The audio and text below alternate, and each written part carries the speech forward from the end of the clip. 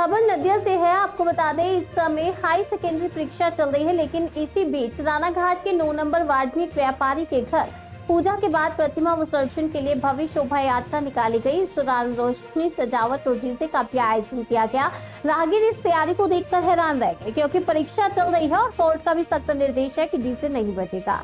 इसकी सूचना मिलते ही रानाघाट थाने की आईसी तन्मय भट्टाचार्य ने कड़ा कदम उठाया। उन्होंने मौके पर पहुंचकर डीजे की मशीन जब्त कर थाने ले आए और शोभा यात्रा निकालने वालों को कड़ी फटकार लगाई।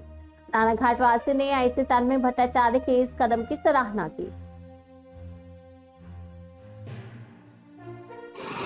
আইসিকে ধন্যবাদ জানাচ্ছি, রানাঘাট পুলিশ প্রশাসনকে ধন্যবাদ জানাচ্ছি যে এটা আমাদের 1 বছর ধরে ঘোষিত আন্দোলন যে ব্রিজের সব থেকে বন্ধ করে রানাঘাটের মানুষকে মুক্তি দিতে হবে শব্দ দূষণ। কিছু কিছু সংগঠন, কিছু বাড়ির পুজো, তারা কোনো রকম নিয়ম কানুন শৃঙ্খলা না ভেঙে যে হারে উচ্চস্বরে ডিজে বাজাচ্ছে বা ডিজে বাদ দিয়ে উচ্চস্বরে মাইক ব্যবহার করছে, তার বিরুদ্ধে আমরা রাস্তায় নেমেছি, আমরা প্রতিবাদ করেছি। বিভিন্ন নাগরিক মঞ্চের মিছিলে আমি নিজে এখানে উপস্থিত হয়েছি। আইসিকে ডেপুটেশন দেওয়া হয়েছিল, কালকে থেকে আইসি যে ব্যবস্থা নেওয়া শুরু করেছে এটা যেন বজায় থাকে, ধারাবাহিকতাটা যেন থাকে। উচ্চ মাধ্যমিক একাদশ শ্রেণীর পরীক্ষা চলছে, উচ্চ মাধ্যমিক পরীক্ষা চলছে, এখন একটা কোর্টের ভার্ডিক্ট রয়েছে, সেই জায়গাতে সেই নিয়মকে লঙ্ঘন করে এটা করছে। এটা শুধু উচ্চ মাধ্যমিক পরীক্ষা না, সারা বছরই উচ্চস্বরে মাইক আর ডিজের বিরুদ্ধে যেন পুলিশ সক্রিয় থাকে। তার জন্য রানাঘাট পৌরসভার যে সহযোগ দেওয়ার দরকার আমরা দেব।